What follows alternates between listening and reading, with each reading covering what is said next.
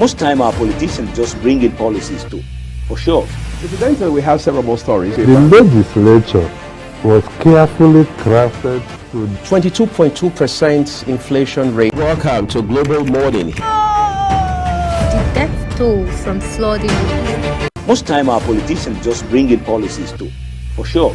Incidentally, we have several more stories. the legislature was carefully crafted to 22.2% inflation rates as of April this year. What does that say about where we are as a country? I think Nigeria has resorted to being resilient. Before you call a police station, before they even leave, they'll take permission from I don't think there's really anything on ground to improve. the struggle, the ASU strike. The Minister of Education volunteered and said, give me 2 weeks. It was a lie.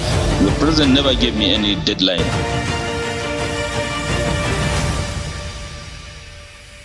Global Morning is your ultimate destination for engaging political and economic matters. I am Uyi Agmofwebe. And don't forget to include social discussions. Tune in every weekdays from 7 a.m. to 10 a.m. I am Queen Agaba.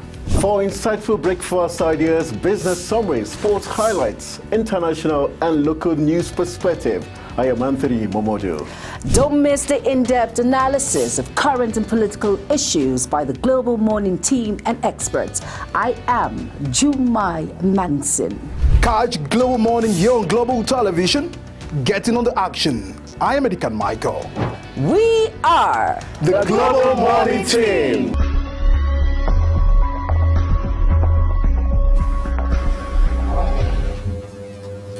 Well, a very beautiful morning here from the nation's capital.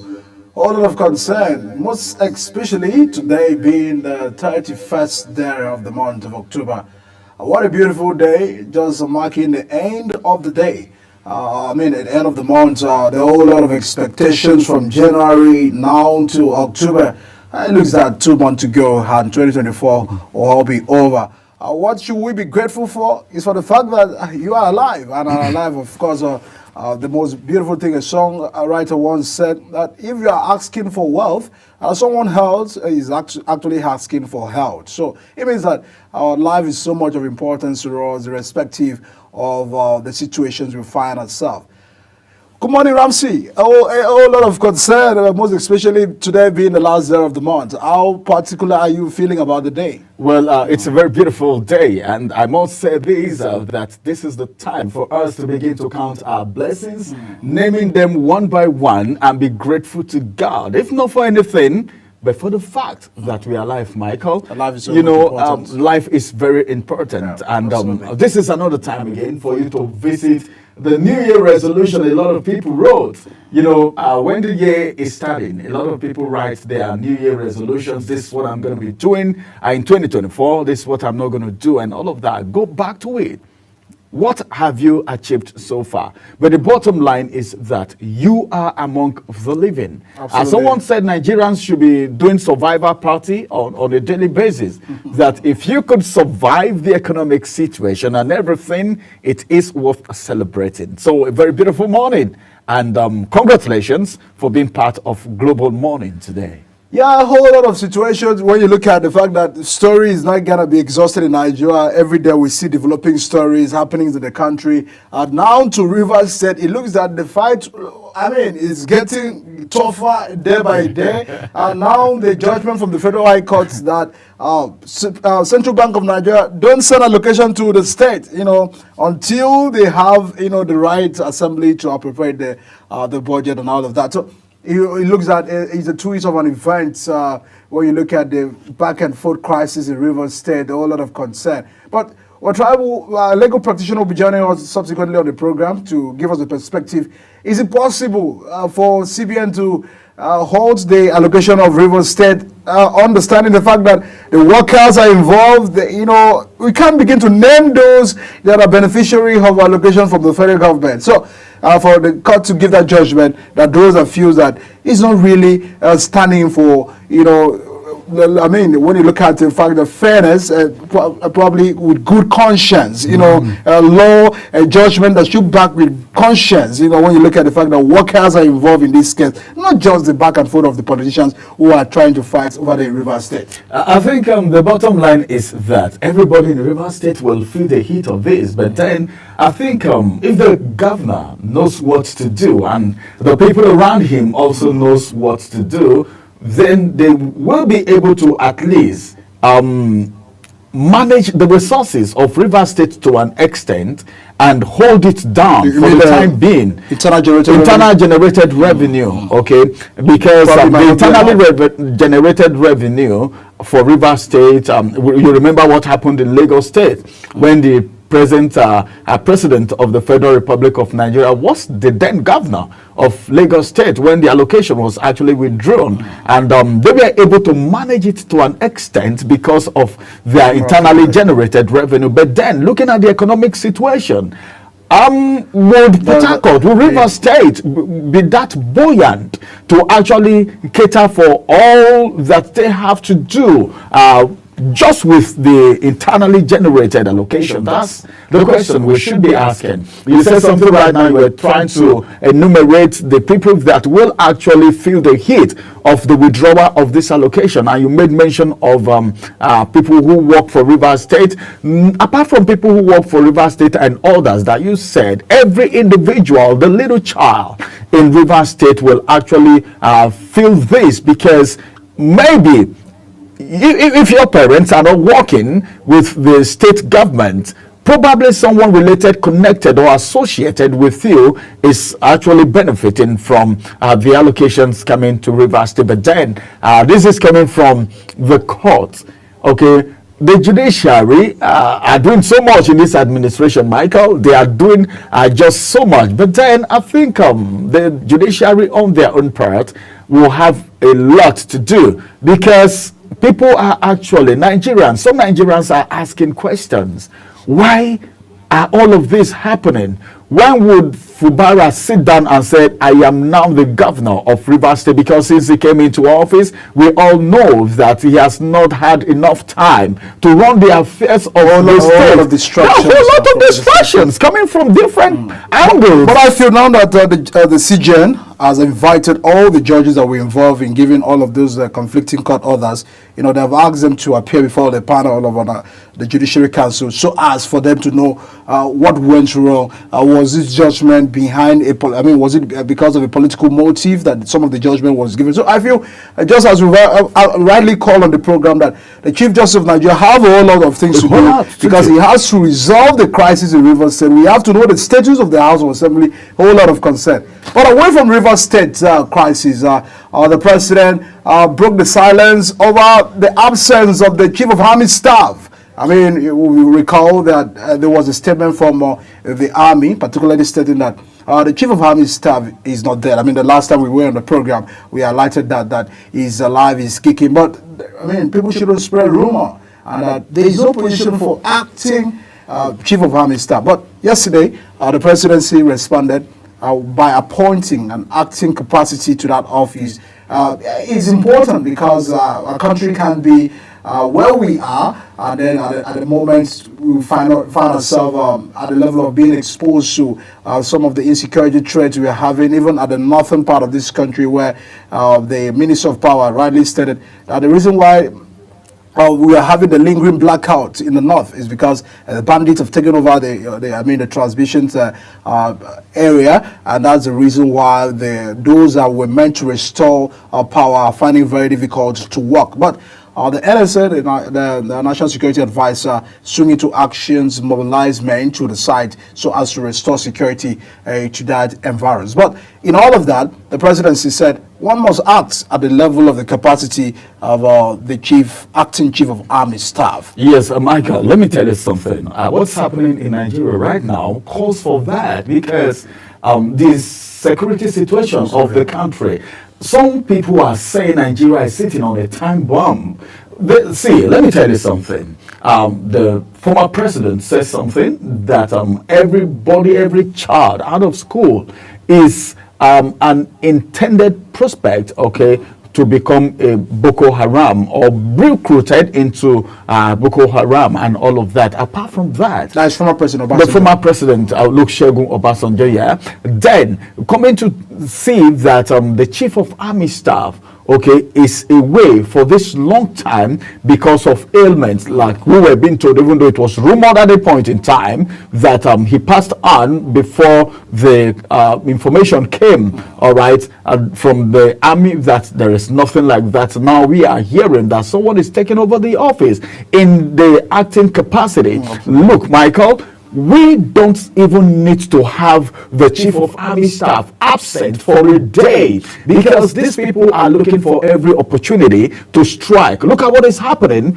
in the north. You know, that blackout is something else, and you know what happens in the dark. A lot of things happening, but I think it's so good that they are responding to it right now. But then I keep saying this: we don't need to wait until these things happen before we begin to look for how we can calm it down. Damage control is not the best. What should be done, especially these volatile areas where there is insecurity on a daily basis? The security operatives needs to be up and doing. Every important place, social amenities should be protected as much as the life of the people also being protected. So I think it's all good that someone is being acting right now in the place of the Chief of Army Staff, who is away. But then you made mention of something that there is no provision for that, according to what you said. But at least I think the president has the jurisdiction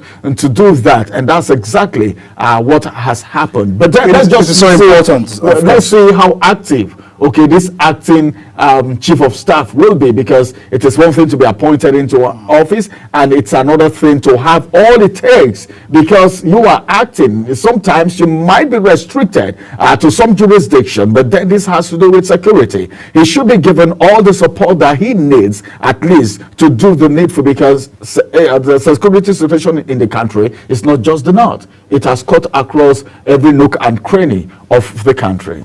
A whole lot of concern and expectation on the acting Chief of Army Staff when we look at the fact that the security crisis we're having in this country requires that, we have someone stepping into the big shoe in the bid to address all of that.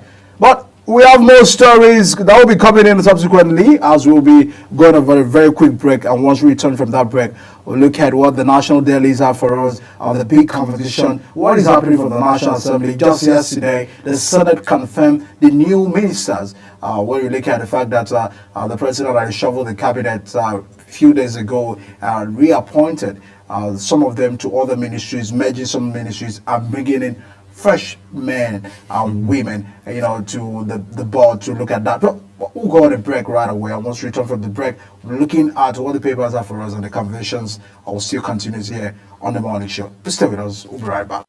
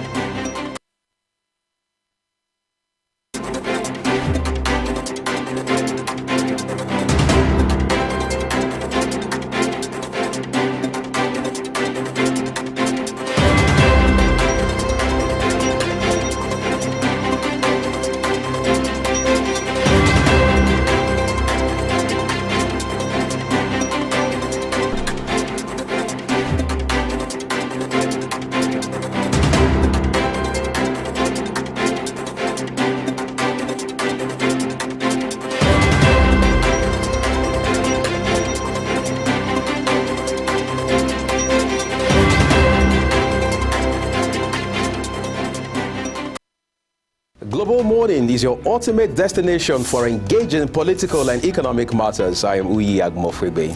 And don't forget to include social discussions. Tune in every weekdays from 7 a.m. to 10 a.m. I am Queen Agaba. For insightful breakfast ideas, business summaries, sports highlights, international and local news perspective, I am Anthony Momodu. Don't miss the in-depth analysis of current and political issues by the Global Morning team and experts. I am Jumai Manson. Catch Global Morning here on Global Television. Getting on the action. I am Edikan Michael. We are the Global Morning team.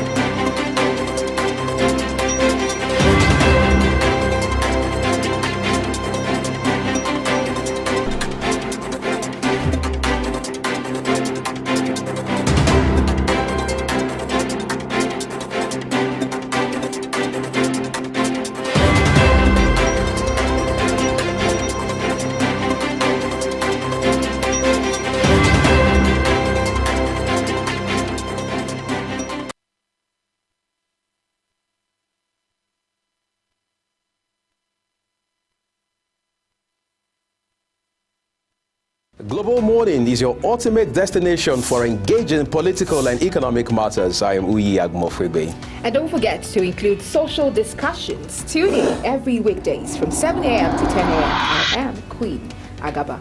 For insightful breakfast ideas, business summaries, sports highlights, international and local news perspective, I am Anthony Momodu. Don't miss the in-depth analysis of current and political issues by the Global Morning team and experts. I am Jumai Manson. Catch Global Morning here on Global Television. Getting on the action. I am Edikan Michael. We are the Global Morning team.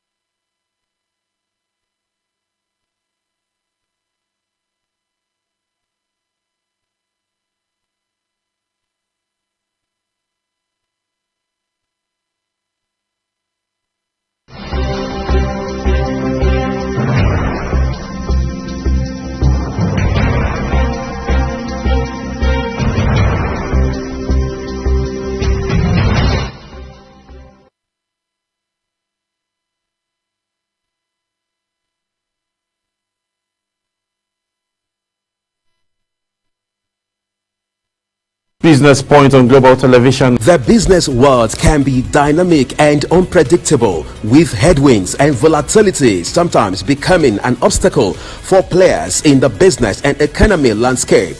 Watch Business Point on Global Television as Samuel Oji walks you through the twists, turns and curves in bonds, stocks and crucial market indices from a global standpoint. Watch Business Point weekdays on Global Television at 11 a.m. West African time. Business Point. This is business.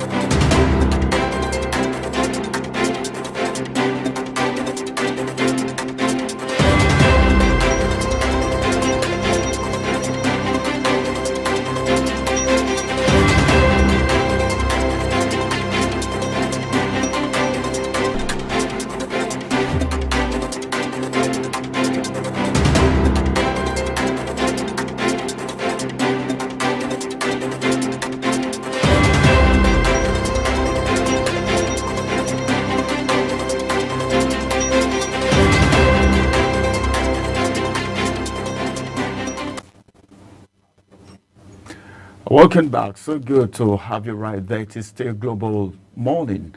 We are taking you straight to the dailies that we have for the day. A lot of papers have different headlines that are making round, and we'll bring you to speed with a few of them while we also throw a little light on some of the topics. Right now, we'll begin from the Daily Trust newspaper. And on the Daily Trust newspaper this morning, we have this one below the nameplate, which says, Atiku cautions as court stops monthly release to Rivers State. That has been causing some form of controversy, but then I think it's so good that the judiciary is coming in. The Chief Justice is asking questions, and the committee has been set up to look into the crisis in Rivers State, because the judiciary have actually played a major role in that trouble. I call it a trouble because you know what I'm talking about, the Wike and Fubara crisis. More still coming from the Daily Trust newspaper this morning. Power restored in Kano, Plateau, Bauchi, Gombe, Benue, Kaduna, and Nasarawa. Power restored. That's so good. The details of that you can get on page 19 of the Daily Trust newspaper. I'm threatened with Atas as minister. I'm threatened with Atta as minister. Senator Hanga is the one saying that. Just one rider to that story. APC sets to Rachel Kanu in 2027. Right? That is coming from Senator Barwa. Then to the big story now. The big story says, Dangote marketers in fresh row over sale of petrol. Some riders to that story, and I'll be taking the riders straight up. We are ready to buy from private refinery, but, okay, then there is hyphen, but what? This is coming from marketers. I think it's becoming more like there is a whole lot of drama going on between NNPC, Dangote refinery, and of course the marketers. But now there is a fresh row over sale of petrol between Dangote and marketers. The second rider says Nigerians demand fuel price reduction and availability. This is one thing here, Michael. It is one thing for you to have the products available, and it is another thing for you to buy it at an affordable price. Now, we were first told that NNPC was going to give Dangote the price, the pump price of how this product is going to be sold. Then later on, we heard that NNPC will serve as the middleman between Dangote refinery and the marketers. Then later on, there was another story that now NNPC will be shifted aside so that the marketers can have direct access. And there was another story again that says the marketers also have the prerogative to get this product from other refineries outside the shores of Nigeria. All these dramas playing out translated into hike in the price. It will amaze you that just the day before yesterday or thereabout, there was an increment again. And Nigerians, when you want to feel well, Nigerians are now getting used to the situation, the price. Then you hear another thing. There is another hike again. I don't know. Where are we getting to? Nothing really surprises Nigerians again. You know, for the moment where we've had price from 500 naira, as at the last time the president said subsidy is gone.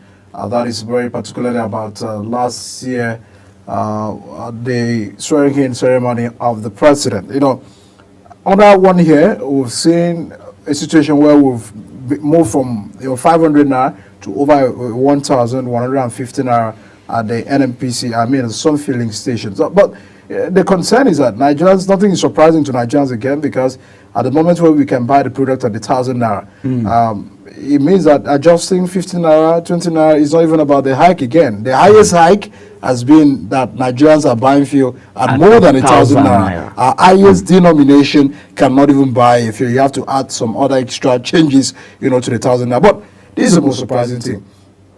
We can't have these hike in prices and then we still not find the product. Perhaps it will surprise you that you go to some filling stations today, there are queues, long queues, that you ask yourself, are they selling free, are they giving out free fuel at some of these stations? Does it therefore mean that the people that are finding it difficult to buy have way to buy, and then they just want to go queue at some of the stations right there? So these are the questions people are really particularly asking. So can we begin to see fuels at the different stations? Who are those that are halting these? Dangote said he has over 500 million liters at his Dangote refinery. What happens about distribution? Marketers are saying, NNPC, we gave you over, you are owing us, how many billion of naira that we gave to you to buy from Dangote. So if you can't buy again, why not refund the money to the marketers so as for them to lift out the product? So these regulations, deregulations, all of these back and forth between Dangote and NNPC is not really for the joy of Nigerians. Nigerians want to see if situation by, if you are selling the product is 1,000 naira plus, please allow us to see the product. Not where we have to still stay at the queue for over 3 hours, 4 hours before we can get the product, even as high as it is. NNPC should stop taking Nigerians for granted. That's really our main concern, because this may trigger more concern. I think Nigerians are being pushed to the wall, but then we will just keep our cool and see what will happen at the end of the day, because this is no time to even shift blames at all. This is no time. If there is anything the federal government should do to cushion the effect of this subsidy removal, is to make the product available. It's one thing, especially those who are commercial drivers. You know what it means for you to go queue for hours. Then you get this fuel, you get to the road, you see people running. So many things are at stake. Apart from the fact that there will be this sense of urgency, people running to meet up. There is this hazard of accidents again, because you would want to meet up. Then these products are not available. We talked about the CNG because the president actually said, well, there is an option. If you know you can't afford 1,000 naira to get fuel, what you should do is at least try what you can to patronize the CNG. But then, how many of the designated centers are available in FCT and other parts of the country?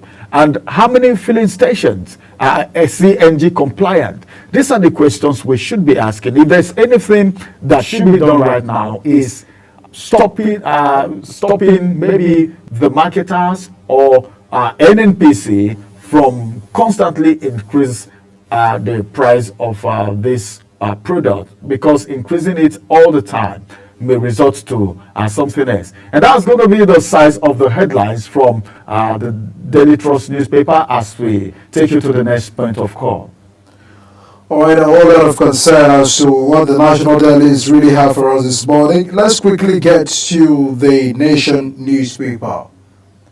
On the front page of the Nation newspaper, Ondo 2024, APC campaign councils target 800,000 votes. The party passed confidence votes in INEC. SDP running mates dumps party for APC. Our ADC candidates promises improved security. That is coming ahead of the Ondo elections. We've seen a whole lot of concern about that. Subsequently on the program, we'll be speaking with the Speaker of the House of Ondo State House of Assembly as to the matters that have been raised ahead of the elections, the concern where the PDP are saying it looks the INEC has some familiarity with APC. So that allegations sometimes, we've seen that happens in Edo State, we've seen that happen in other states' elections. So they are raising a valid concern again that, look, INEC, please, we do not want direct chairman. We are raising a concern because it looks that they will compromise because of their affiliations or relationship with All Progressive Congress. And now the APC has a passing vote of confidence on INEC. Probably what politically that means. So We'll know better as elections still get to count some days to go. Michael, they call them Independent National Electoral Commission. So there should be a separate body altogether. As it is, even the President of the Federal Republic of Nigeria shouldn't interfere within the affairs of elections. The affairs of elections being conducted by INEC. So when INEC begin to rub shoulder with a particular political party, then it's questionable. This is an allegation, except otherwise proven anyway. So good that someone will be speaking to us from Ondo State much later. But then the off-cycle elections are taking different turns. Someone said something that the off-cycle elections are even becoming more powerful to an extent, more stressful, more engaging than the national election as it may. But then I think what should be done is a proper investigation should be done, and it should be looked into by the authorities. If it is true, then the rec should be changed. It's not a difficult thing. We've seen INEC change people even at the nick of elections in the time past. So this is not different. Anything can be done, actually. A lot of concern ahead of the elections, but away from that, assigning portfolios to ministerial nominees excites senators. Ryder says Senate clears all the 7 nominees amid dramas and banters. Nominations of Ambassador Ojukwu, evidence of inclusive government. I mean, sometimes we might give kudos to the president. The wife of Mr. Ojukwu of ABGA, we look at Wike of PDP. So the president is open to work with her. So there are a lot of consideration about inclusivity. But that was what he said. That was what he said, that he's going to work with technocrats, people across board. And a lot of people said so many things when Wike actually got into the APC administration, a lot of things, which it's normal in the system, with the system and with the people and the kind of democracy that we practice in the country. Because a lot of people would say one or two things, especially the opposition. And then bringing in someone from ABGA again, talking about Bianca Ojukwu to become a minister, working with the president, alongside with other persons who actually came on board via the discretion of the president. That speaks volume. But what Nigerians are saying is how this appointment and the effort of these people can translate into something palpable, feelable by Nigerians, so that at least the hunger, the suffering in the land can be ameliorated to an extent. Because a lot of people are saying, even the ministers that were being asked, so many more will still need to be asked. And one thing is this, the president actually appointed them. But then the people who are directly looking at these ministers to see their performances and how it can benefit Nigerians are the ones who are at the heat of the whole thing. Then, Michael, I think I would need to say this now that we're talking about asking people. The Constitution should be visited so that the kind of immunity that some of the members of the House of Representatives have can be reduced. The people should be able to call them back. There is something we call recall. There should be a process to making this recall.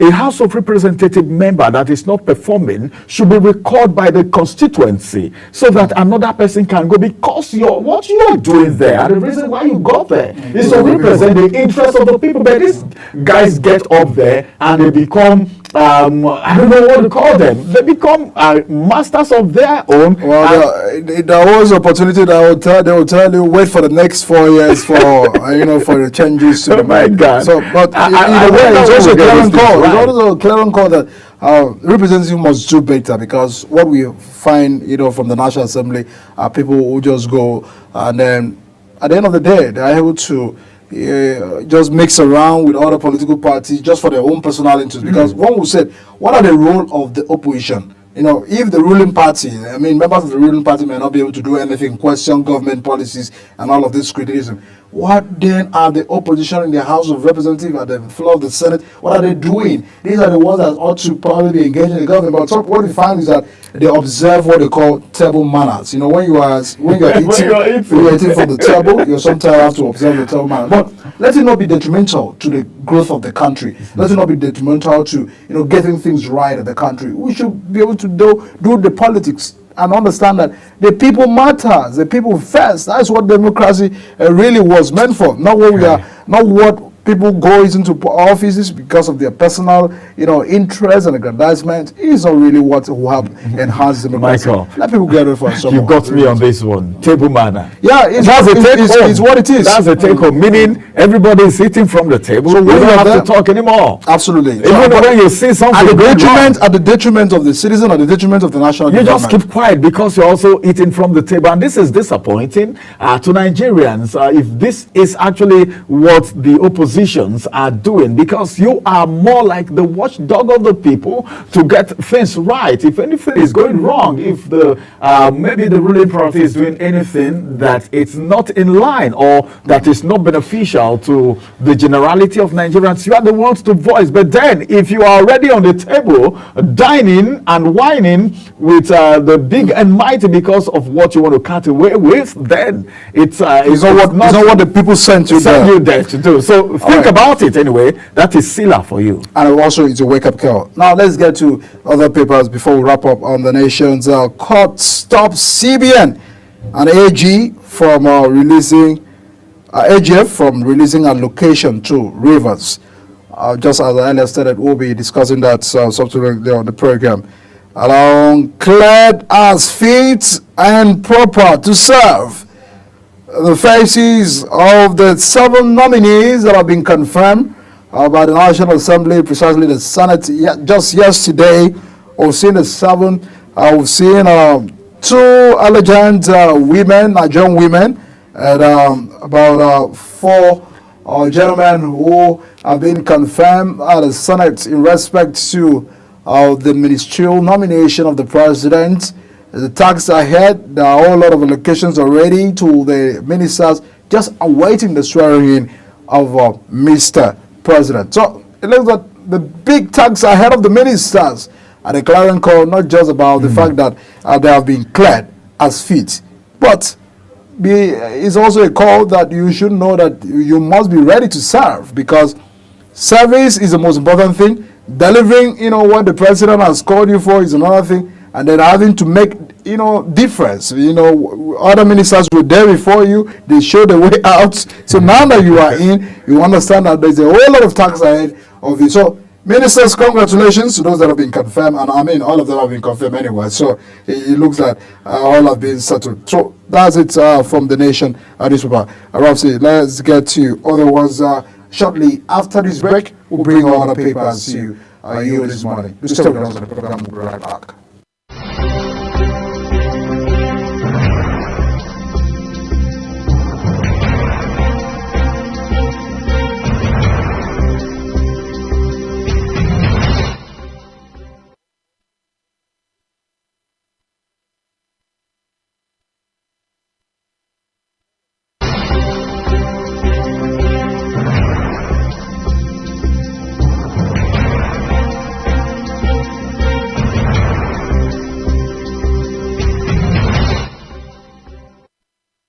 Global Morning is your ultimate destination for engaging political and economic matters. I am Uyi Agmofrebe. And don't forget to include social discussions. Tune in every weekdays from 7 a.m. to 10 a.m. I am Queen Agaba. For insightful breakfast ideas, business summaries, sports highlights, international and local news perspective, I am Anthony Momodu. Don't miss the in-depth analysis of current and political issues by the Global Morning team and experts. I am Jumai Manson. Catch Global Morning here on Global Television, getting on the action. I am Edikan Michael. We are the Global Morning team.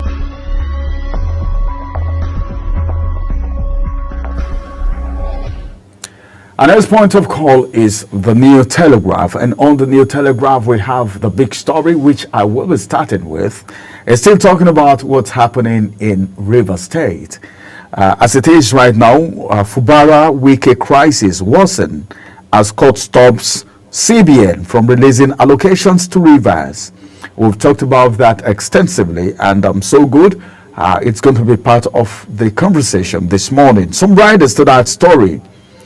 Says Governor's 2024 budget not passed by appropriate House of Assembly. Then the second rider says, don't put Rivers State on fire. Atiku tells judiciary as mixed reactions greets judgments. Details of that you can get on page 26, 26 and 29 of the New Telegraph. Then to other stories on the New Telegraph this morning. Tinubu appoints Major General Oluyede acting Chief of Army Staff. One rider to that story. Okay, let's just leave the riders. The details you can get on page 2, page 3 and 6. And the picture of Oluyede is right there. Why electoral offenders prosecution is very slow by INEC. All right, that is coming from Serap's allegation as it's been confounded. Details on page 2 of the New Telegraph. Then I also have some other headlines from the New Telegraph this morning. And this one, which is on page 28, says a hardship. That's the kicker. The story says employers should pay more than 70,000 naira minimum wage. This is coming from Oshomole. And that reminds me, Michael, when Oshomole was the NLC chairman, a whole lot happened. A whole lot happened during his time. Now he's saying 70,000 employers should pay more than 70,000 naira. Because if actually, in the real sense of it, if you look at the economic situation, everything happening now, you will know that 70,000 naira take home cannot take anyone home right now. Then, when we talk about this, some people will feel this should be applicable to just civil servants and government workers. No. Employers of labor. And this is one of the things that NLC should be fighting for. Not just people in the federal government, SERAP and other civil society organizations should make sure, because there are people right now as I speak to you who take home. Their take home is 30,000, some persons 50,000, not even up to 70. But Oshomole, coming to make this statement right now, I think it is key. But then, remember that some states are paying higher. Okay, some are paying 80, some are paying 85, some are paying 70 something. And some state governors are saying, hey, come on, even the 70,000 naira, we can't even pay. Yeah, it just goes back to the fact that when you look at the statistics of those that have been employed by government, it's not even matching to those in the private sector and those that are unemployed. So the big issue is not just about increasing workers' pay. It also goes back to the fact that the environment, businesses should be able to strive. So how many private sectors it can be able to pay more than the 70,000 naira proposed by government, even when they are willing to. But look at the policies on ground. Look at the situations on ground, the factors, the inflations, dollars, exchange rate to naira. All of that has continued to become a big issue and elephant in the room. So what those that are probably having a concern much is that, please, can we begin to address, some of these economic indices? We look at the exchange rate and all of this concerns. So as everyone, even the private sector, who are the highest employer of labor, can begin to compete. If government can pay 80,000 or 70,000, 100,000, it shouldn't make any difference within the Nigerian system, because the highest employer of labor is the private sector. And if the private sectors are handicapped due to the fact that inflations, policies of government, taxations, VAT and all of that is no way, or even patronages, because many Nigerians are lacking the capacity to purchase. So the purchasing power of Nigerians have been scattered away.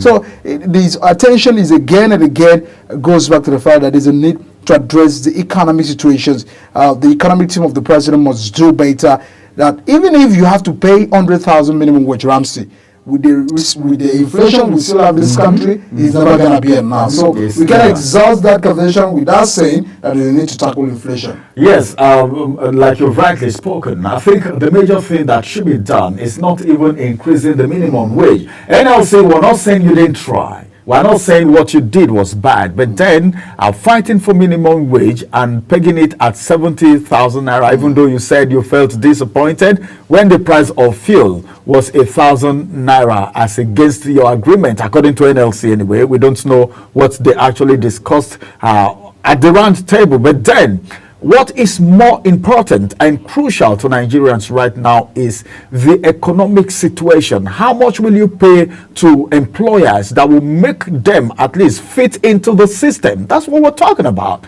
Because if you're paying 70,000 naira and the economic situation is so difficult, it's so hard, things are exorbitant, and people cannot really afford them. Meaning the minimum wage is as useless as not being employed at all. So this is what's looking at. Oshomole have rightfully spoken. Let's get to other headlines from the New Telegraph this morning. This one says group hails Senator Carlos school infrastructure intervention. Infrastructure intervention in schools are very important, and that's to tell you of how important education is to some of the people in governance. Details on page 3 of the New Telegraph. Now this one says crash PH helicopter was airworthy. This is coming from NCAA, and details of that you can get on page 4. Assault on Uber driver, that's the kicker. Court grants lawmaker Ikwecheg 500,000 bail. Okay, 500,000 naira bail. All right, I think it's so good that this action is coming up, but then this should be treated accordingly. Not that some persons are given excuses that, okay, someone is frustrated as this and that, so many things. This is not time for excuses, but then the right thing should be done so that others, this can serve as a deterrent to other persons. This one says South Africa to strip Nigerian beauty queen of ID. All right, documents. Details on page 6. What is the situation? What is happening? What's the problem? You can actually get to know that on page 6 of the New Telegraph. More stories still coming from the New Telegraph this morning, and this one says Japa energy crisis may lead to varsity system collapse in 2025. And so many things are contributing to the reason why people are leaving the country. As I speak, if you even tell anyone in Nigeria now that, oh, you don't want to leave the country, you want to stay in the country, they'll tell you, hey, come on, you're joking. You're not just being sincere with what you're saying, because in your heart of hearts, we know that if you have the opportunity, you will leave. But then, on the papers this morning, it's been said that, as a matter of fact, one of the reasons why people are leaving the country is because of energy crisis, and it may lead to more collapse in the universities. And if the foundation is poor, what do you think will happen to the building? The educational sector is porous right now. Strike action from the ASU, that's Association of University Lecturers, Staff. All right, then you come to the non-academic staff, you come to the senior non-academic staff, and all of that. Problem everywhere, strike action everywhere. It's only in places like Nigeria that you hear people going on strike all the time and nothing is being done. Everyone is trying to justify why certain things are being done in this country. It is in Nigeria that you hear of medical practitioners, doctors going on strike, not minding what will happen to the people. Every minute, why am I talking about minutes even? Every second, people are being rushed to the hospitals across the country. Get to the emergency unit, to the ICU, you see a lot of people struggling for their lives. Some persons are on oxygen right now. A lot of people are facing difficulties right now because of their health situation. What do you think will happen if doctors go on strike for just a day? Well, this is coming from the Vice Chancellor, saying Japa energy crisis may lead to varsity system collapse in 2024. A lot of people are going, even as students. It will amaze you that Nigerian students are even leaving the country to go study in places like Benin Republic. This is embarrassing. Places like Ghana. All right. Let's see what will happen. But as it is right now, this is going to be the size of the headlines from the Daily this morning. Let's make way for the AM News, which is going to be coming on your way at 8. After the AM News, we'll return again. And that's going to be time for the discussion proper. And that's going to be after this break.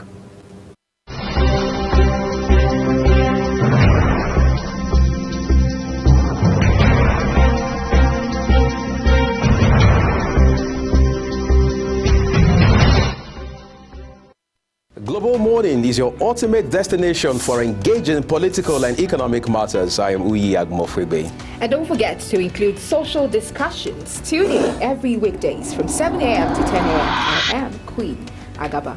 For insightful breakfast ideas, business summaries, sports highlights, international and local news perspective, I am Anthony Momodu. Don't miss the in-depth analysis of current and political issues by the Global Morning team and experts. I am Jumai Manson. Catch Global Morning here on Global Television. Getting on the action. I am Edikan Michael. We are the Global Morning team.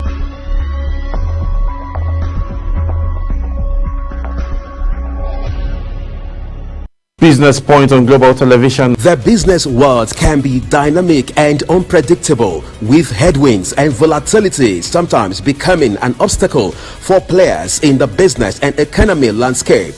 Watch Business Point on Global Television as Samuel Oji walks you through the twists, turns and curves in bands, stocks and crucial market indices from a global standpoint. Watch Business Point weekdays on Global Television at 11 a.m. West African time. Business Point. This is business.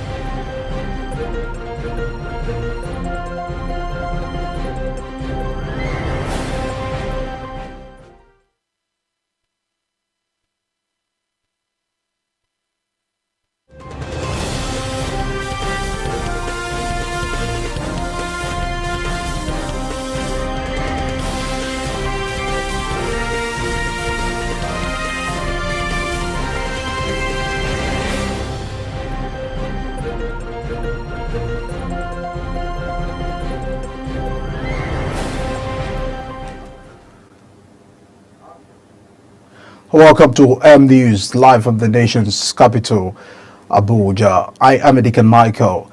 The Senate has confirmed the nomination of Bianca Ojukwu as Substantive Minister of State Foreign Affairs.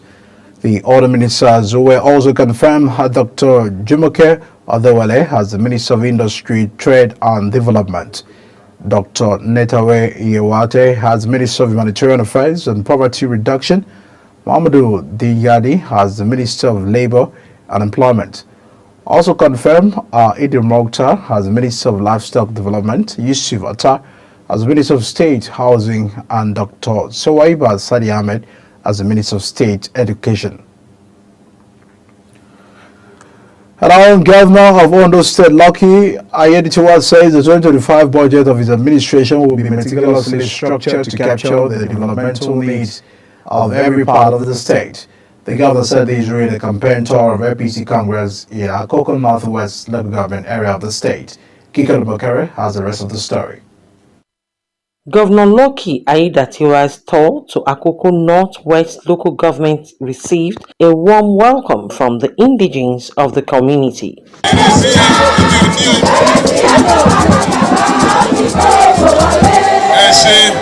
Speaking at Ogbagi Akoko, Governor Lucky Ayedatiwa says the 2025 budget will be well structured to ensure that no part of Ondo State is left behind. He says the 2025 budget will inculcate infrastructure and other essential services to meet the yearning of the people. And even though we have done budget review or supplementary budget, but yes, to be able to accommodate certain areas, things that we did not envisage before we were preparing the 2024 budget. Don't forget, 2024 budget was prepared in 2023.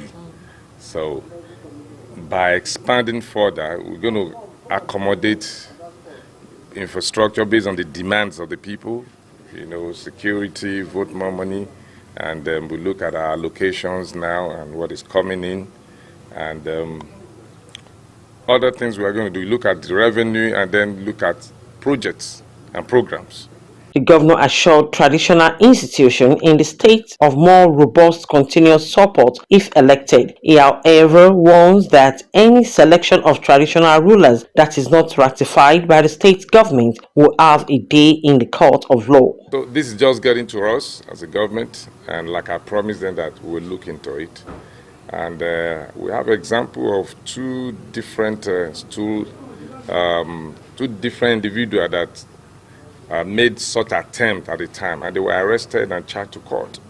So these ones we put, we investigate further and see, and if that still persists, we may have to do same. Speaking on behalf of the 27 traditional rulers in the area, the Owa of Ogbagi, Oba Olashendi Ujo Adetono, assures the governor of their unwavering support ahead of the election. Ayedatiwa expressed gratitude to the monarch of the area for their support during the APC primaries and their renewed endorsement ahead of the November 16 gubernatorial election. From Akure, Kike Lomo Okeri, Global Television News. And now to Cross River State, as Governor Basio II has sought to advance educational projects and foster partnerships to enhance tertiary education in Cross River State. Imadizno when he paid an official visit to the Tertiary Education Trust Fund headquarters in Abuja. Queen Ageba has the details. During the visit, Governor Otu engaged in discussions with TED Fund executives to explore funding opportunities for ongoing and upcoming projects within the state's tertiary institutions. The governor emphasized the importance of infrastructural development and academic support, highlighting the state's commitment to creating an environment where students and educators alike can thrive. If we can train our people, because if you check the indices now, it looks like probably because of our exchange rate, this is an emerging economy and this is where to go. And this is going to be the next point. Like at the time it moved to India, I think gradually is outsourcing, it's going to move to Nigeria. TED Fund's Executive Secretary, Mr. Sonny Echono, expressed enthusiasm about the governor's vision and reaffirmed dedication to supporting initiatives that align with TED Fund's mission.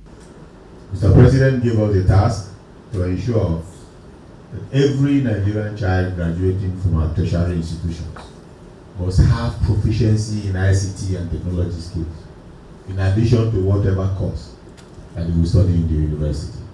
And we have been taking steps towards this, especially by promoting various digital resources that we want to make available to students in our beneficiary institutions. The outcomes of the meeting are expected to lay the groundwork for a series of developmental initiatives that will benefit the state's educational landscape for years to come. For Global Television, Queen Agaba reporting. Now, the police command in Imo has successfully foiled an attack on the suspected members of the indigenous people of Biafra and its armed wing, the Eastern Security Network. The police public relations officer in the state, SP Henry Okoye, discloses in the statement in Hawaii that the latest attack was foiled when the hoodlums launched an assault on the command's counter-terrorism unit during a routine patrol on the Aba Road near the Owerri Airport. Okoye says that the achievement was another significant operational success in the fight against violent crime carried out by members of the proscribed secessionist group in the state. He threatened the command's dedication to ensuring the safety of the lives and properties of all citizens, promising that it will take necessary measures to address any threats to public peace in the state. Now, in a bid to align the priorities of its citizens with a proposed appropriation bill, the Zamfara state government has organized a town hall meeting to collect input from stakeholders that will help design the 2025 budget estimate based on the needs of the citizen. Queen Ageba again has the details. The state deputy governor, Mani Momuni, says the idea of the citizens' budget is aimed at improving accountability, transparency, and openness in governance and to address the identified needs of the citizens. The deputy governor therefore called on traditional rulers to conduct similar town hall meetings at their domain to unearth the needs of the people and forward the resolution to the Ministry of Budget and Economic Planning. You may recall that during the preparation of the 2024 budget, government collected such input for you, especially your royal highnesses and civil society organizations. Looking into the budget, most of the projects you nominated were well captured. Similarly, this administration has implemented a number of such projects and many others are undergoing procurement process at the moment, as highlighted earlier by the Honorable Commissioner of Budget and Planning in his opening remarks. Commissioner for Budget, Zamfara State, Abdul Malik Gajam, says the town hall meeting is aimed on planning and preparation for the 2025 appropriation bill to enable stakeholders make their input so that it could design citizen-centered budgets which will capture the needs of the people. Number one, His Excellency in that bill reduced government spending. Before the era of Dr. Dawda Lawal, the recurrent expenditure of the state was relatively close to higher than the capital expenditure. And in every economic or financial books, when liability are higher than investment in capital expenditure, then we are going towards a road that will crash the vehicle. What he did, he reduced government agencies from 28 ministries to 16 ministries. From agencies and directorate almost 100, reduced them to less than 50. The representative of the United Nations Children Education Fund, UNICEF, Cotonou Field Office, Issa Maru, says there is a need to increase budgetary allocation for health, recruit qualified health personnel and teachers to provide quality services in the sector. Very grateful to the government of Zamfara State, particularly the priority put in place to the social sector, where health, education are given priority. However, we would like to appeal to the government to consider increase of the allocation to the health sector and education. The current budget allocation percentage to the health sector is very, very low. Only 77% of the total budget was allocated to the health sector. And this is below the Abuja Declaration 2001, where all the states committed to allocate 15% of the total state budget to the health sector.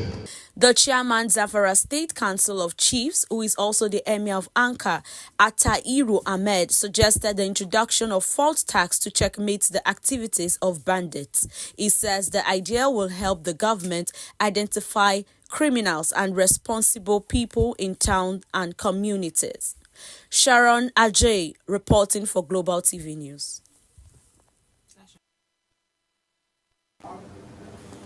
Now, Ikuje Magistrate Court granted bail to House of Representative member for Aba North and South, Alex Ikweji, in the sum of 500,000 naira, was arranged for allegedly assaulting a boat driver Stephen Abu Seya outside his Abuja residence. Counsel to the cab driver Deye Adenaju confirmed that the House of Representatives member, the defendant in the matter, will be arraigned in court.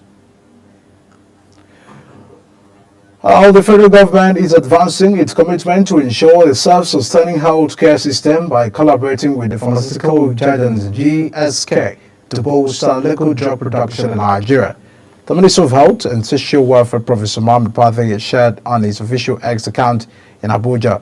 He said that the collaboration was part of President Bola Tinubu's presidential initiative towards unlocking the healthcare value chain. According to Pathé, the initiative is to transform Nigeria into a hub for high-quality health product manufacturing and to reduce dependency on importation of medical supplies. You're watching the AM News on Global Television, coming to you live from Nigeria's capital.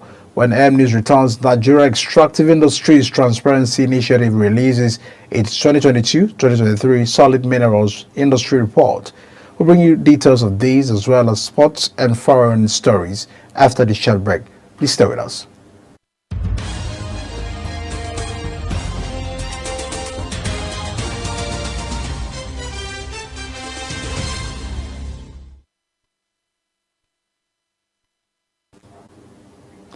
Many thanks for staying with us on AM News. And now to business. The National President of Independent Petroleum Marketers Association of Nigeria, Abubakar Magandi, has queried the claim by the President of the Dangote Group, Aliko Dangote, that the 650,000 barrels per day refinery currently has 500 million liters of premium motor spirit, also known as petrol, in stock for onward supply to Nigerians. Magandi said this is because the members drafted in by the Nigerian National Petroleum Company Limited to pick it up products on its behalf couldn't load petrol from the refinery in Lagos for 4 days. He also stated that all marketers have not been able to pick products from the refinery despite having paid 40 billion naira to the NNPCL. And barely 3 weeks after raising the price of premium motor spirit, probably known as petrol, Nigerians were outraged when the Nigerian National Petroleum Company Limited adjusted the pump prices of the commodity. The national oil firm raised the retail price of petrol in Abuja to 1,060 naira from 1,030 naira per litre.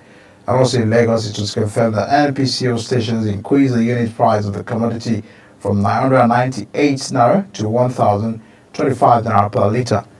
This is coming as Dangote Petroleum faulted the continued importation of petrol by all marketers and NNPCL despite the fact that the commodity was produced in the country by the $20 billion Lekki-based plant.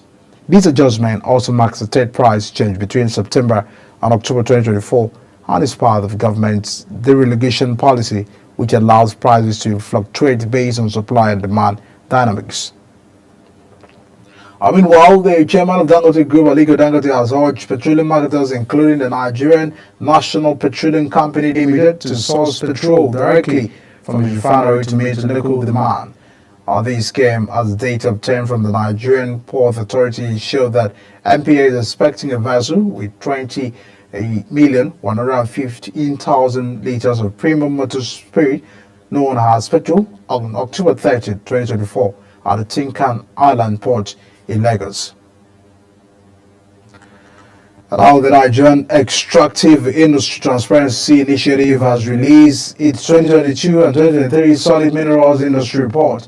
The Minister of Solid Minerals Development, represented by the Executive Secretary Solid Minerals Fund, Fatima Shirinkat, says the report stems from determination to build a future where Nigerian mineral resources drive economic diversification as well as job creation. Shana J was there for Global TV. The Ministry of Solid Minerals stated that it is at the forefront of championing policies and reforms to ensure the sector becomes more vibrant to drive Nigerian economy. The Ministry of Solid Minerals is at the forefront of championing policies and reforms to ensure that this sector becomes a strong pillar of the Nigerian economy, contributing to job creation and sustainable development and resilience. The Executive Secretary and Chief Executive Officer of the Nigerian Extractive Industries Transparency Initiative, Orji Ogbonnaya Orji, while speaking on the agency's quality and assurance standards, noted that the agency is sustained by commitment to transparency and increasing stakeholder engagement. Nigeria Extractive Industry Transparency Initiative is quite strong, in spite of challenges, committed to push the boundaries of openness in the solid mineral sector, no matter the challenges. The Auditor General of the Federation, Shakar Chira, said the report will further help the Tinubu-led administration in assessing the level of attainment of its renewed hope agenda, urging that the necessary support be given for the implementation of the report. The report on this mineral sector will further help the current administration led by His Excellency Bola Ahmed Tinubu, GCAR, President and Commander-in-Chief of the Armed Forces of Nigeria, in assessing the level of attainment of his renewed hope agenda. The 2022 and 2023 Solid Mineral Report were later presented and unveiled. Sharon Ajay reporting for Global TV News. Now, the Central Bank of Nigeria has been urged to refrain from intervening in the foreign exchange market through the forex auctions. It was also advised to continuously reaffirm the commitment to exchange rate flexibility by adopting a comprehensive, systematic, and transparent framework for foreign exchange interventions. The policy advisory issued by the World Bank was included in the Nigeria Development Update and offering recommendations to stabilize the naira against the foreign currencies. And out to the foreign sea, the Chinese spacecraft with a 3-person crew, including the country's first female space engineer, has docked after a journey of more than 6 hours. The crew will use the Umgren Space Station as a base for 6 months to conduct experiments and carry out spacewalks, as Beijing gathers the experience and intelligence for its eventual mission to put someone on the moon by 2030. Beijing declared the launch of Shenzhou's 19 a complete success. It is one of the 100 launches China has planned in the record years of space exploration as it tries to outdo its rival, the United States. At least 51 people are known to have died after torrential rain caused devastating flash floods in the southeastern Spain. In the town of Chival near Valencia, more than a year's worth of rain fell in just 8 hours, and local officials said it is impossible to put a final figure on the number of people who have perished. Much of the country has been badly hit by heavy rain and hailstorms, staggering a rapid flooding across multiple areas. Now, more than 1,000 troops are being deployed to help with the rescue operation as scores of people remain unaccounted for. And now Israel's military chief vowed to hit Iran very hard if it retaliates against Israel for its attacks on the Islamic Republic over the weekend. The Lieutenant General Aziz Alevi says if Iran makes the mistake of launching another missile barrage at Israel, will once again know how to reach Iran and strike very hard. Addressing military personnel who took part in the weekend strike, Alevi said that certain targets had been set aside.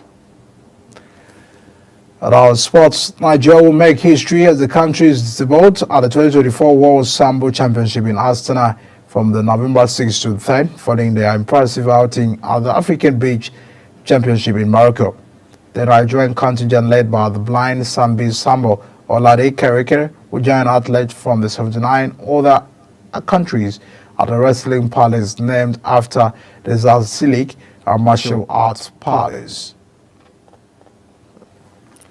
The Nigeria Football Federation confirmed the date and venues for the country's senior men's national team final 2 Group D matches for the 2025 Africa Cup of Nations qualification series against Rwanda and Benin.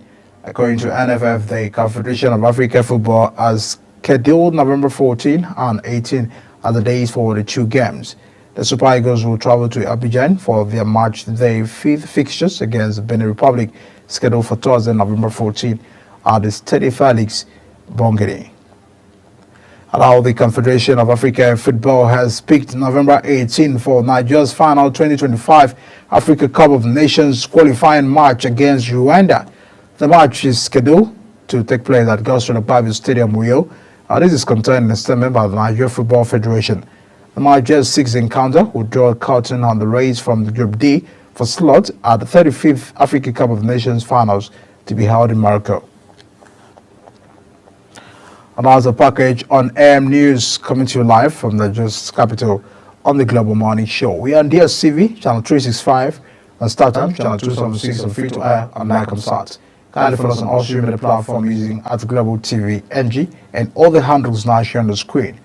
After this break, the rest of the morning show continues on the program. Do stay with us.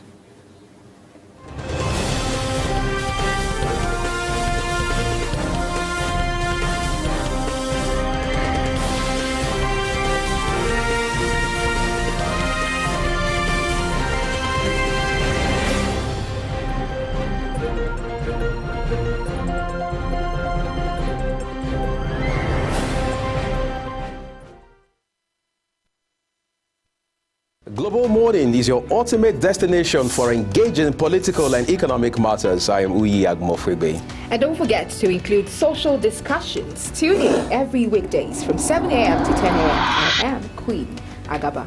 For insightful breakfast ideas, business summaries, sports highlights, international and local news perspective, I am Anthony Momodu. Don't miss the in-depth analysis of current and political issues by the Global Morning team and experts. I am Jumai Manson. Catch Global Morning here on Global Television. Getting on the action. I am Edikan Michael. We are the Global Morning team.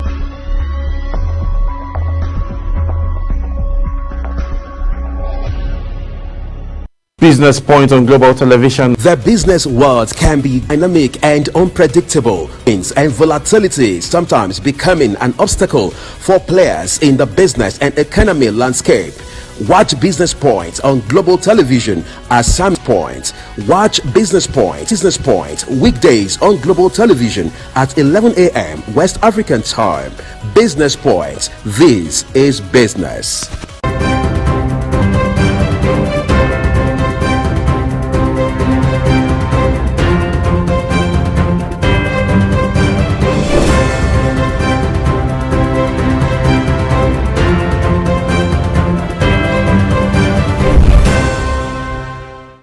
Global Morning is your ultimate destination for engaging political and economic matters. I am Uyi Agmofwebe. And don't forget to include social discussions. Tune in every weekdays from 7 a.m. to 10 a.m. I am Queen Agaba. For insightful breakfast ideas, business summaries, sports highlights, international and local news perspective, I am Anthony Momodu. Don't miss the in-depth analysis of current and political issues by the Global Morning team and experts. I am Jumai Manson. Catch Global Morning here on Global Television. Getting on the action. I am Edikan Michael. We are the Global Morning team.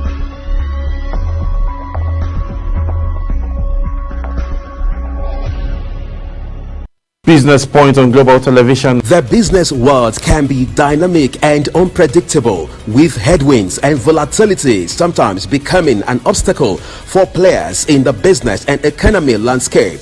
Watch Business Point on Global Television as Samuel Oji walks you through the twists, turns and curves in bands, stocks and crucial market indices from a global standpoint. Watch Business Point weekdays on Global Television at 11 a.m. West African time. Business Point. This is business.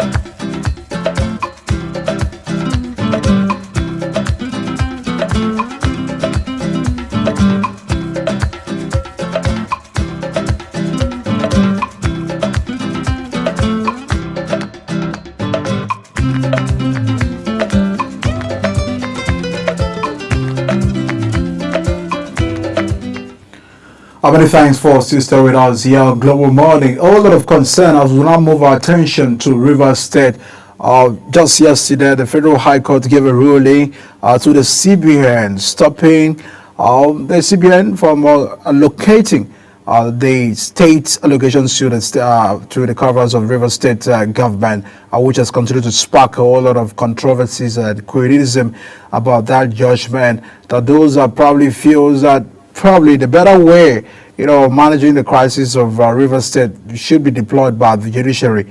We've also seen steps by the Chief Justice of Nigeria by inviting, all of the judges involved, both the state courts and the Federal High Court, just to be able to understand better about the conflicting judgment and court orders that has emerged from Rivers State. All of that has continued to spark a lot of concern. Joining us this morning from Lagos is a legal practitioner, Akanimo Edets. Thanks so much for sparing some of your morning with us on the program. Very quickly, probably as a layman, I might not understand better the implication of that judgment, but that those are feels that the better way the judiciary would handle this situation, stopping CBN from allocating resources to a state like Rivers State, has raised a whole lot of concern. What's your take?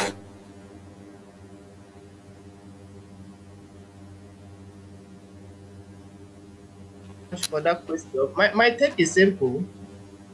I think the Federal High Court has the power to make such order, but in the circumstances, it is not appropriate for the Federal High Court to make the order, taking into consideration the fact that there are suits pending before the Court of Appeal and before the Supreme Court on the same subject matter.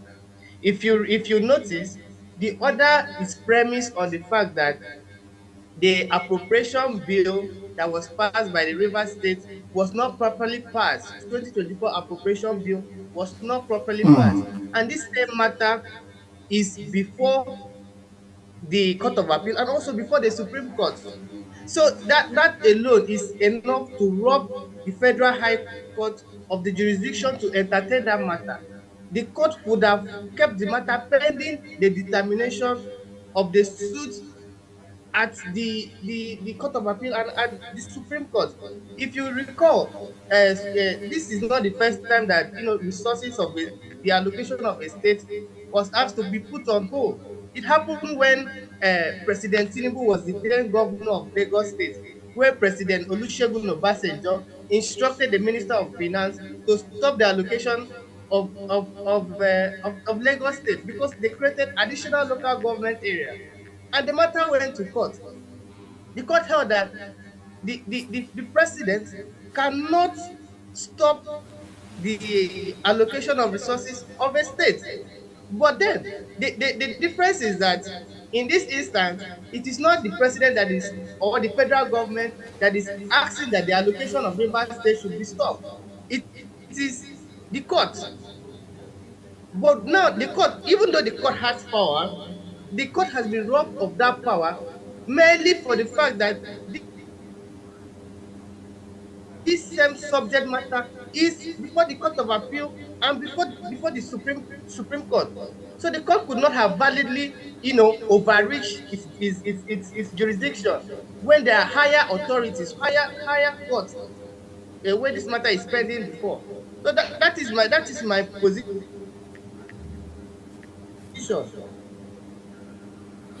What we're trying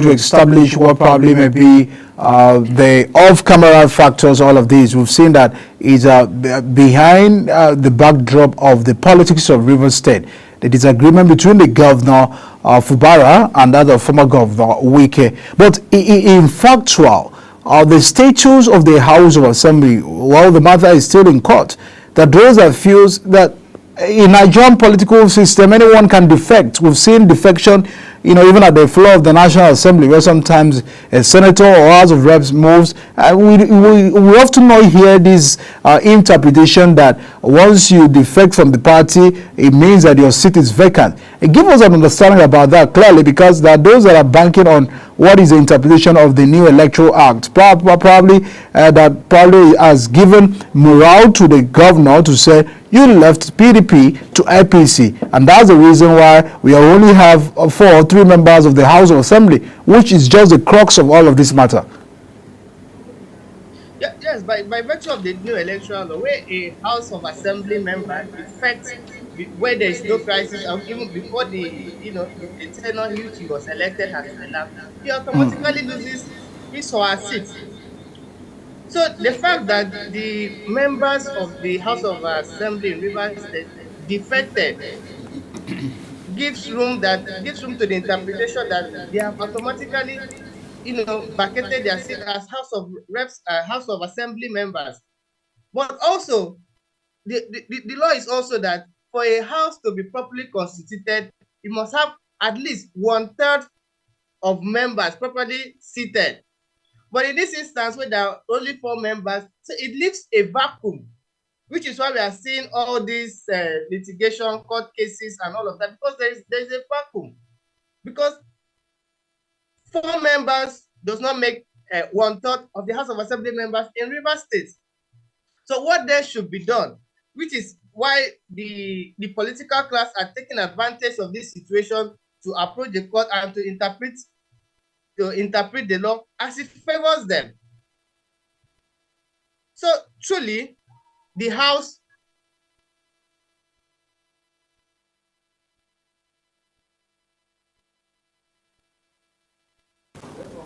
All right, a whole lot of concern about that. Ramsey, just as the legal practitioner is trying to establish that, he's having a concern about the status of the House of Assembly. Even when the judgment was given yesterday.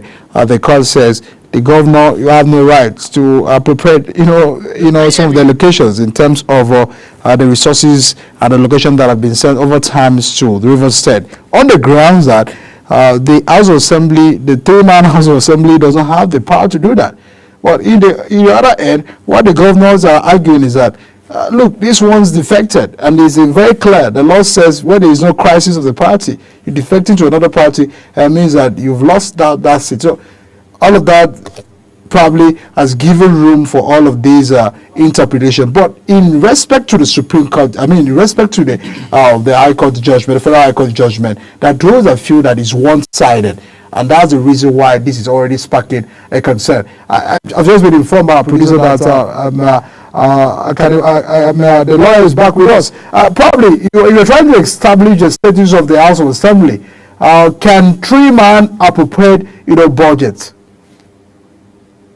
No, the three-man cannot appropriate the budget, in the sense that if you look at the three-man, there are just a minority, this section of the state cannot take decisions that will affect the entire state. But there again, there's what we call the doctrine of necessity. Because these issues are not issues that could have been foreseen. The doctrine of necessity can also step in to mitigate the hardship and to ensure that there is no vacuum, which might be the basis for the governor presenting the budget before the three-man House of Assembly members.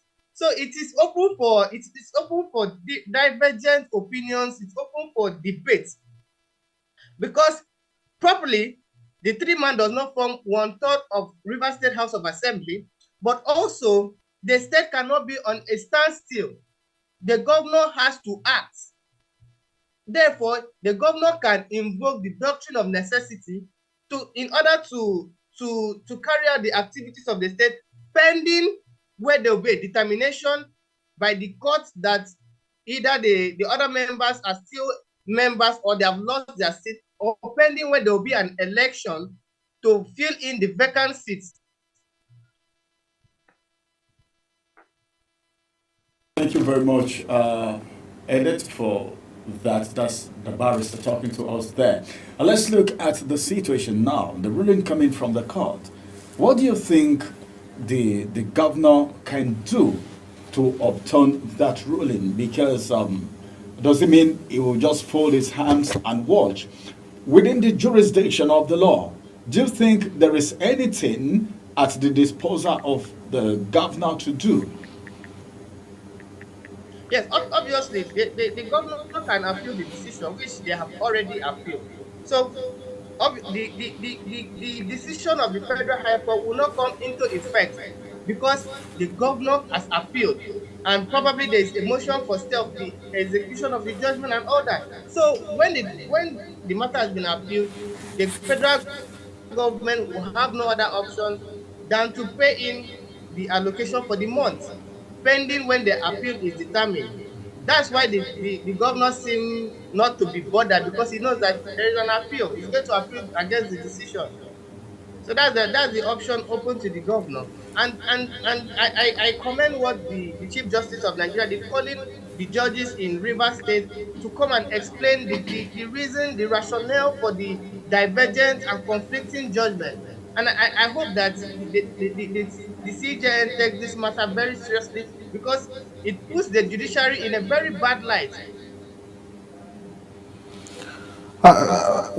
We've seen when the president said in the last statement, do not resort to self-help. When we look at the fact that the governor over time has been trying to help the situation within himself. Sometimes those are feels he looks at the judiciary and the police and not with the governor. That's why the governor is just having the support of the Rivers people and resorting to helping himself and helping how he can sustain his tenure.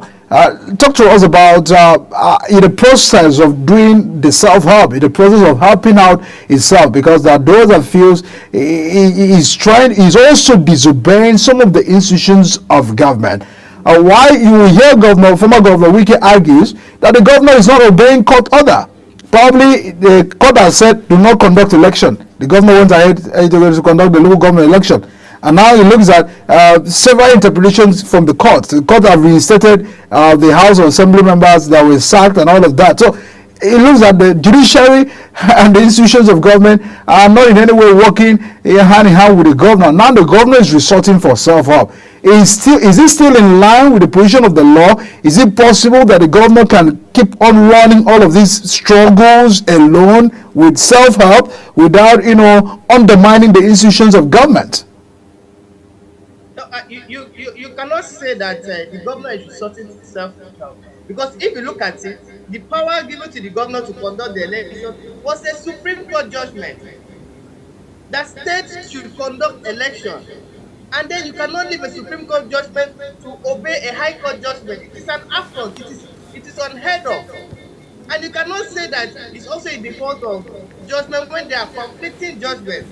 So if the party wicked,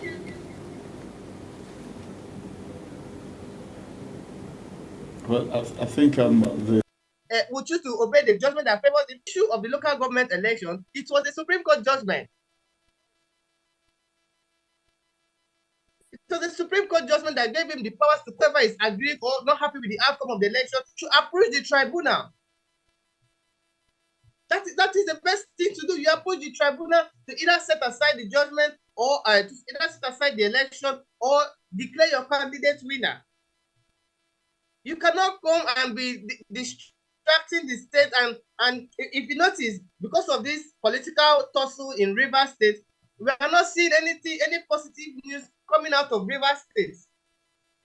During the term of Nyesom Wike, almost every month we were seeing commissioning of projects here and there. But now it is different in the case of Fubara because he has battles to fight here and there. I've not seen him commission one road or any significant project. So this is a massive distraction. And at the end of the day, it is the River State people that are wicked, so that at the tail end of the administration, Fubara will have nothing to show for. And it will also become a ground for Wike to use as a campaign tactics to say that during his term, he did this, he did that, but during Fubara's term, there is nothing to show for because he's expending money in litigation, he's expending money to settle political tussle. All right. I mean, when we look at the fact that those are probably are concerned about the governor, just yesterday, the governor held a Thanksgiving service celebrating that on the 30th day of October 2023, the House of Assembly had planned to, impeach him out of the office. You recall what happened, the events that occurred at the House of Assembly that led to, the burning down of the House of Assembly and all of that controversies. Some persons are scared and bothered. What might be the resulting end of all this action? If the Supreme Court tomorrow or any apex court gives a judgment reinstating back the House of Assembly in respect to, the statutes of this House of Assembly, where we say 3 are minority, it means that we must have a full House of Assembly to appropriate, the budget and all of that.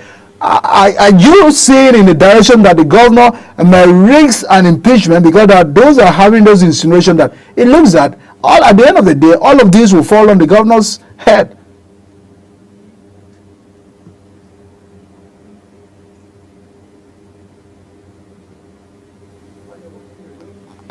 Actually, okay, once he's back, I'll try. We'll try as much as possible to get his feedback to that. Okay, actually, if you're back, and clearly if you hear me, I'm having a concern about. Just yesterday, the governor said it's 1 year. I survived impeachment. The House of Assembly, the House of Assembly tried to impeach me and all of that. So it now looks that those that are really bothered about the governor, if, for instance, the judgment tomorrow get to confirm back the House of Assembly, are we seeing in the direction that the governor is in trouble? Obviously, the governor is in trouble because if you look at the crux of this matter, is the impeachment.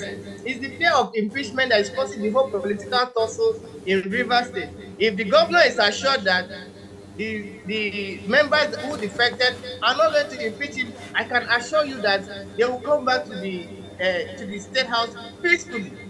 But it is the fear of impeachment that is why the governor is, fighting the defected House of Assembly members. So if the judgment comes out confirming that the defected House of Assembly members are still members of the State House of Assembly, then we'll see more political drama coming out of Rivers State. We'll see more.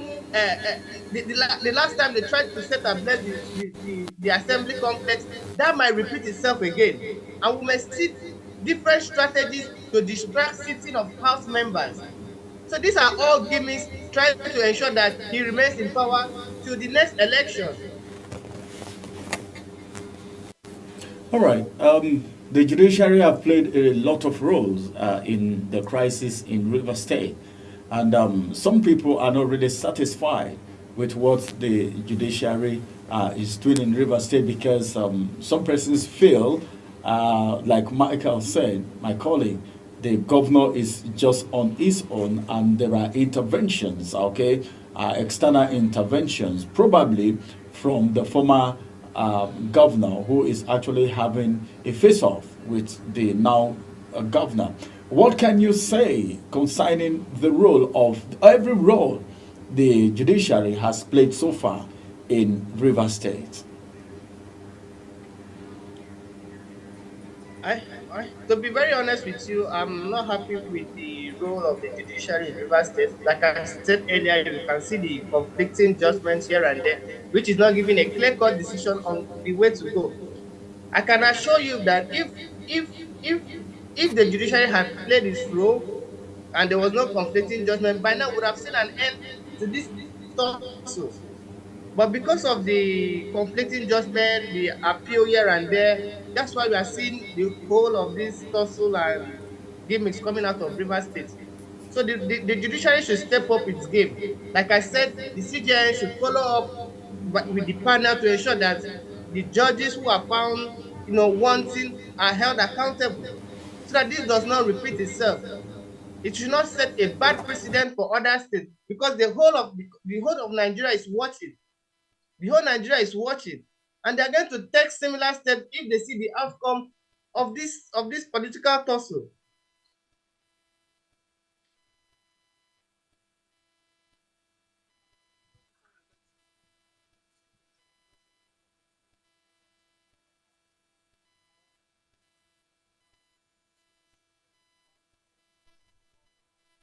Sorry, I can't hear you.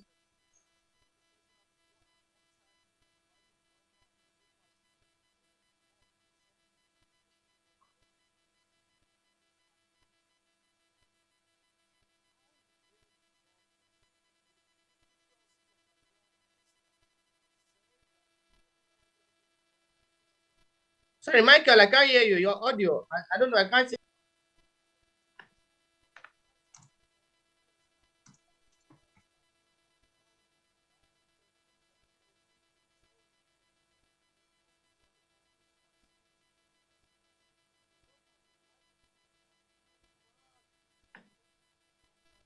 Hello, sorry, I can't hear you. There's no audio.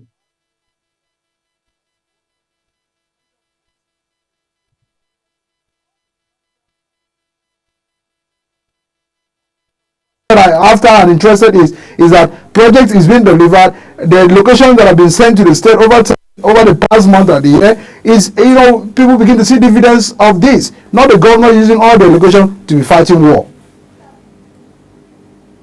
Sorry, for the most part of your question, I did not hear it. I think there was a... I said it clearly. The CJN has invited the judges. That is the steps in the right direction to resolve all of this concern.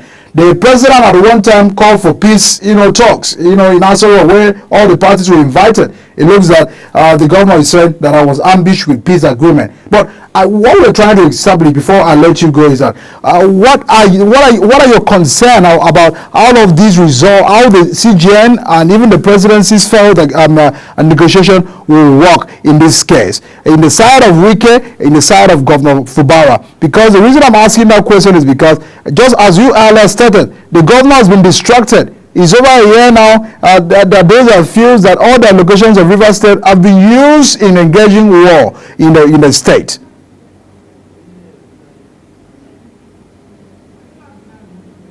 for me, I think either way, the parties may not be satisfied with the outcome, but there must be an end to this tussle. Either way, there must be an end, either in favor of Governor Kubara, or in favor of former Governor Yesu Wike.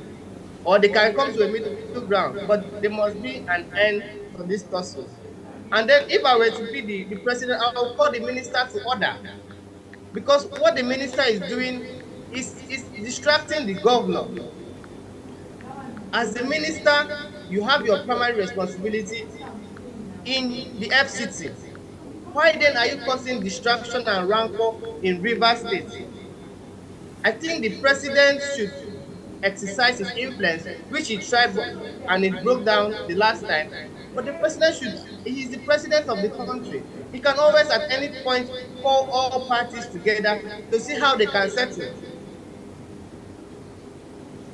So I believe the president plays a key role in this matter, even though the matters are still in court. The president, as a political father, can call both parties like he did the last time. I said, okay, why did the last, agreement? Why did it fail? What can we do to quench the situation in Rivers State? And listen to both parties, and I can assure you there will always be a middle ground. Even though the middle ground is not to finally settle the matter, at least the middle ground can be till the next election, where parties will now be afforded the opportunity to present their candidates in the different political parties and let the people of Rivers State to decide. So if the president cannot do this, then it will be left for the judiciary to come in. So the judiciary and the Supreme Court will be the final arbiter of this matter. When the Supreme Court gives judgment either in favor of any of the parties, that will be the end of the matter. All right, a very big thank you to Barrister Archibong Edet. He is the managing partner of Towers Attorneys and advisory of LP. He joins us from Lagos. Thanks so much, and do have a wonderful day. All right, thank you, Michael. Thank you for having me. We want to turn our attention back to Ondo elections. It looks like it's just barely 15 days, it was said, because November 16 is elections. Ramsey, a concern about all-cycle elections in Nigeria. We saw the last one in Edo State, that those are still very dissatisfied about the actions and the outcome of this election. But now, attention now has now gone to Ondo election as they begin to count their days, number their days ahead of the elections. Yes, are we expecting any different? Well, you must expect something different. Remember what happened in Edo State. In Edo State, it was a lot of drama, disappointment for some persons, and for some persons, it was jubilation. Let's see what happens in Ondo State. So good that we have been following everything happening in Ondo State, bringing to Nigerians everything unveiling in Ondo State on a daily basis, and it's so good that we'll have someone speak to us from Edo State this morning. And I will turn our attention, just before we wrap it up on that conversation, let's go on a break. And once we return from the break, the Speaker of Ondo State House of Assembly will be joining us on the program this morning to give us some understanding about the issues and concerns that have been raised ahead of the election. Do stay with us on the program.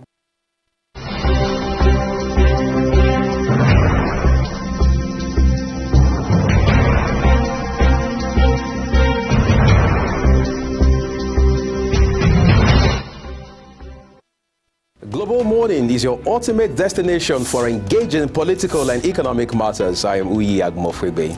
And don't forget to include social discussions. Tune in every weekdays from 7 a.m. to 10 a.m. I am Queen Agaba.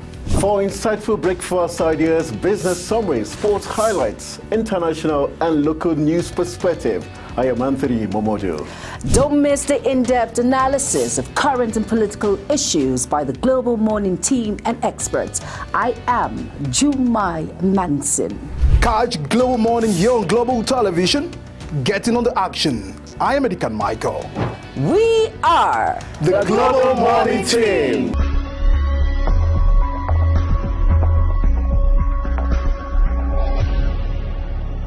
Business Point on Global Television. The business world can be dynamic and unpredictable.